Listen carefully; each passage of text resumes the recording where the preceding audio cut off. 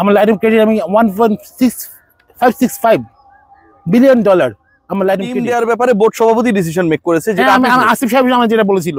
জি, উনি দেখেছে টিভিতে সবখানে রাজশাহী দুর্বার রাজশাহী চলে আসছে, ওরাসকম থেকে আজ কোনো যোগাযোগ করা হয়নি, আমিও আর কোনো যোগাযোগ করি না। আমি আমার অফিসে একজনকে দিয়ে আমার অ্যাপ্লিকেশন কপি এবং আমার প্রোফাইলটা আমি নিয়ে আসি।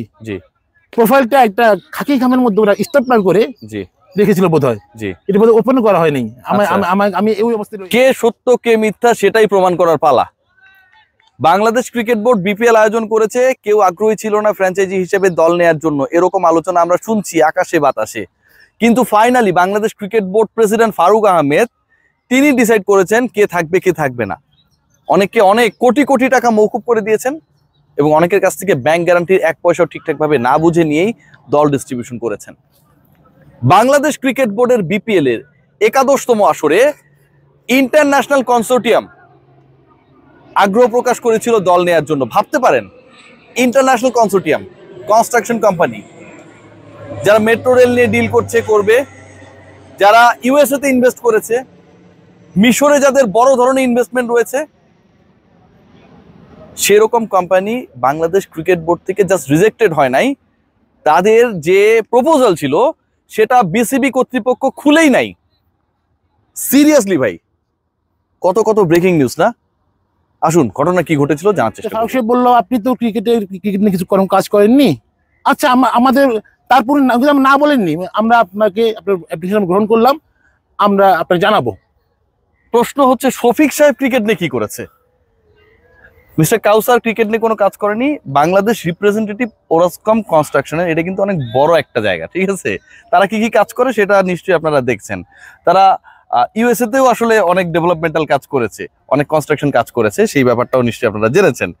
কাউসার সাহেব যদি কোনো কাজ না করে থাকেন ক্রিকেট নিয়ে এবং যে কারণে তাকে ফাইনালি আর তারা চুজ করে নাই, মিস্টার শফিক কি করেছিল? বলেছিলাম কত লাগবে, বলেছিল 8.5 কোটি টাকা আচ্ছা লাগবে, ওকে। এবং আমার বলেছিল ইনিশিয়াল মানি 1.5 কোটি টাকা জমা দিতে হবে। আর আপনাদের লাইন অফ ক্রেডিট কত টোটাল? $1.565 বিলিয়ন।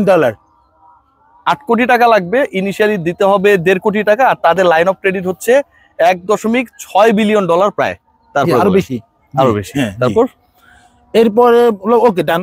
আমি বললাম যে আমাদের যে নিয়ম কানুনগুলো আছে, জি আমি তো জানি না, আমাকে বুঝিয়ে দেবেন। জি, সাইফুল সাহেবকে অ্যাপয়েন্টমেন্ট করা আমার জন্য, ওনাকে আপনি সম্পূর্ণ বুঝিয়ে দেন কিভাবে এগুলো জমা দিতে হবে, কি করতে হবে না করতে হবে। এরপর ফাইম সাহেব আমাকে কোশ্চেন করে, আপনি জানেন এটা বিল্ডিং কত টাকা লাগে? জি। আমি বললাম কি আমি যতটুকু আমার ধারণা আমি করছি 12 থেকে 15 কোটি বেশি লাগার তো কথা না, নাকি? বলে হ্যাঁ ঠিক আছে, আপনার মতামত ঠিক আছে। উনি আমাকে এগ্রি করে। আচ্ছা, নাজমুল আবেদিন ফাহিম এগ্রি করেছিল। হ্যাঁ, সাহেবরা খুব বেশি আসলে কনভিন্স হন নাই। তারপরে বলেন। এরপর মাহবুব সাহেব বলে ওনার দেশের ভাই নোয়াখালী, আমার দেশের ভাই নোয়াখালী। উনি বলে আপনি, এবং আমাকে কিন্তু 2টা টিম অফার করা হয়, চিটাগং অথবা কুমিল্লা, আপনি কোনে নিতে চান? আচ্ছা, আমাকে রাজশাহীর কথা কিন্তু বলা হয় নাই। আমি জানি রাজশাহী বললে তো আপনারা নিতেন নিশ্চয়ই। না, আমি তো আমার অ্যাপ্লিকেশন লেখা, আমি কোন টিমের নাম ব্লক করি নাই, আমি হ্যাশ দিয়ে চলে গেছি। অ্যাপ্লিকেশনটা আমি দেখাচ্ছি আপনাদেরকে, নিশ্চয়ই স্ক্রিনে আপনারা দেখছেন, ওখানটা কিন্তু ডট দেয়া আছে, মানে টিমের নাম উনি উল্লেখ করেন। একটা টিম পেলেই তারা হ্যাপি থাকতো। বাংলাদেশ প্রিমিয়ার লিগে তারা কন্ট্রিবিউট করতে চেয়েছিল, ইন্টারন্যাশনাল ওরাসকম কনস্ট্রাকশন। তারপরে কি হলো? এরপর তো উনি আমাকে প্রশ্ন করতেন নোয়াখালী নেন না কেন, মানে উনি আমার ফান করে আমার সঙ্গে কথা বলতেন। আমি বললাম আমার নোয়াখালী নেন না কেন? আপনি কি বলেছিলেন? আমি বললাম হ্যাঁ, নোয়াখালী যদি আমার টিম দিয়ে থাকেন আমি নোয়াখালী নেবো। আচ্ছা। এরপর আমাদের সাথে খুব ভালো, আমি সবার সঙ্গে খুব একটা ভালো ব্যবহারপূর্ণ আলোচনা হয়। আমি ওখান থেকে এরপরে বেরিয়ে যাই, সাইফুলের রুমে যাই। জি। সাইফুল আমাকে দিয়ে লাঞ্চ অফার করে, দেরি হয়ে গিয়েছিল, তারপরও ওই লাঞ্চ টেবিলে বসে ওর সঙ্গে আমি প্রায় 1 ঘন্টা আলাপ করি। জি। সাইফুল ইসলাম উনি কি পোস্টে জানেন আমার খেয়াল পড়তেছে না এখন। ওনার বাড়ি লক্ষ্মীপুর, আমার নোয়াখালী অঞ্চলের লোক। হ্যাঁ, উনি আমার ডিটেইলস বুঝিয়ে বলে, এবং উনি আমাকে আশ্বস্ত করে, আমাকে পেপারস উনি দেখেছিল, আপনাকে টিম না দেওয়ার কোনো কারণই নেই। এটা আমাকে বলেছিল, না দেওয়ার কোনো কারণই নেই। বিসিবিতে যে কয়েকজন আসলে ডেডিকেটেড সোল কাজ করে, মিস্টার সাইফুল তাদের একজন। সাইফুল মানব, মানে আমাদের খুব কাছের মানুষ এটা না, he is really a dynamic person. তারপর যখন বললো যে আপনার সবকিছু মোটামুটি, Saiful according to the BPL manager his papers were okay. তারপরে কি হলো? এরপর আমি বললাম যে আমার যে একটা সার্ভে হবে, আমাকে নিয়ে একটা তদন্ত হবে, কে করবে তদন্ত? ডিজিএফআই ও এনএসআই দুদিনের মধ্যে আচ্ছা আপনার কাছে যাবে বা আপনাকে ফোন করবে, আপনি সেই সময় ওনার কাগজপত্র ওনার দেখিয়ে দিয়ে। কিন্তু এরকম কোনো ফোন বা এমন কোনো আইন শৃঙ্খলা বাহিনীর কোনো লোক আমাকে ফোন করে নাই এবং দেখেও নেই। তাই আমি এরপর আমি একদিন ফোন করি, আসিফকে ফোন দিই, সাইফুলকে ফোন দিই। আসিফ উনি বোধহয় বিপিএল করে, আসিফ সাহেব, হ্যাঁ। ওনারা বলে ভাই আমাদের মিটিং হচ্ছে, আপনি খুবই ভালো অবস্থানে আছেন, আর 2-1টা কোম্পানি অ্যাপ্লাই করেছে। আমার মনে হয় উনি আসিফ আমার সমর্থন করে, হ্যাঁ টিম মনে হয় আপনি পাচ্ছেন, এমন একটা আমি প্লাস পয়েন্ট আমার সামনে চলে আসে। আমি বুঝতে পারি যে আমি পাচ্ছি, এবং মিডিয়া তো অনেক কাভারেজ হতে থাকে, ওয়াসকম টিমটা পাচ্ছে, এরা খুব মিশরভিত্তিক কোম্পানি, ওদের ওল্ড রিপোর্ট কোম্পানি, এরা আমাদের পিপিএল আসছে বলেই আজকে পিপিএল সুন্দর হতে পারে। এমন অনেক রিপোর্ট হয়, আমাদের অনলাইনেও হয়, আমাদের অফলাইনে, আমাদের মেন মিডিয়ায় তো আসে। আসার পর একদিন হঠাৎ সাইফুল ফোন আর ঢুকতেছে না আমার ফোন থেকে, বা ফোন যাচ্ছে না, আমি জানি না কেন, হতে পারে উনি দেশের বাইরে ছিল, হতে পারে এটা আমি ওনার দোষ দিচ্ছি না, হতে পারে কোনো কারণ যাচ্ছে না ফোন, হতে পারে। তা আসিফ একদিন আমাকে ফোন দিয়ে বলে, কাউসার ভাই বোধহয় টিমটা আপনারা পাচ্ছেন না, কারণ আমার এমন করে একটা এনওসি আসে আমাদের বোর্ড সভাপতি থেকে, আপনার নামটা আসে নাই। বোর্ড সভাপতি এটা দিয়েছে, তাই তো? হ্যাঁ, বোর্ড সভাপতি উনি দেখছে, তার মানে এবং উনি দেখছে, তার মানে আমি একটু ইন্টারাপ্ট করি, তার মানে টিম দেওয়ার ব্যাপারে বোর্ড সভাপতি ডিসিশন মেক করেছে, যেটা আসিফ সাহেব আমার যেটা বলেছিল।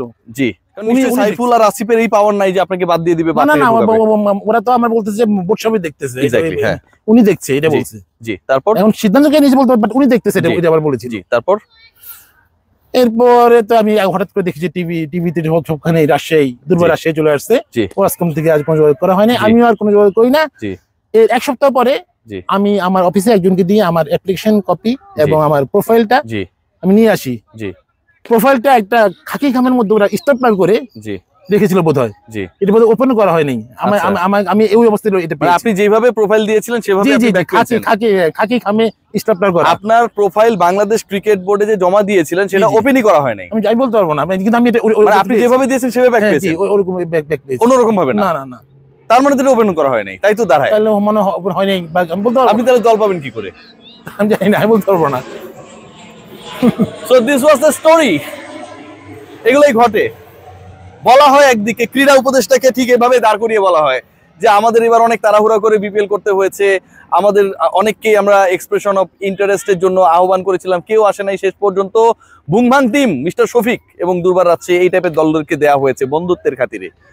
কিন্তু ইন্টারন্যাশনাল ব্র্যান্ডিং এর সুযোগ যেই টুর্নামেন্টে থাকে, ইন্টারন্যাশনাল ইনভেস্টমেন্টের সুযোগ যেখানটায় থাকে, সেখানটায় Bangladesh cricket board mister Faruk আহমেদরা খুব বেশি আগ্রহী ছিলেন না। এর মূল কারণটা কি জানেন? এর মূল কারণ একটাই, সেটা হচ্ছে এরা তো কারো বন্ধু না।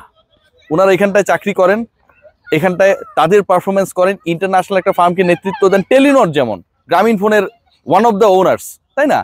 তারাও তো আসতে পারে, তাদের সাথে তো আপনি দুই নম্বরই করতে পারবেন না। ব্যাংক গ্যারান্টি বলেন, অন্য হিসাব নিকাশ বলেন, সেইগুলো তো আসলে যতটুকু শফিক সাহেবরা রিলায়েবল, ট্রাস্টেবল, সেটা তো নিশ্চয়ই হবে না একটা ইন্টারন্যাশনাল কোম্পানি। সেটাই হয়তো আবার বলছি সবচেয়ে বড় দুর্বলতা। বিপিএল টিম নেওয়ার জন্য অনেকেই ছিল, বাংলাদেশ ক্রিকেট বোর্ড দেয় নাই। According to this interview, mister Faruk Ahmed he decided everything regarding ensuring the team for a particular franchise. সবাই ভালো থাকবেন, টেক গ্রেট কেয়ার।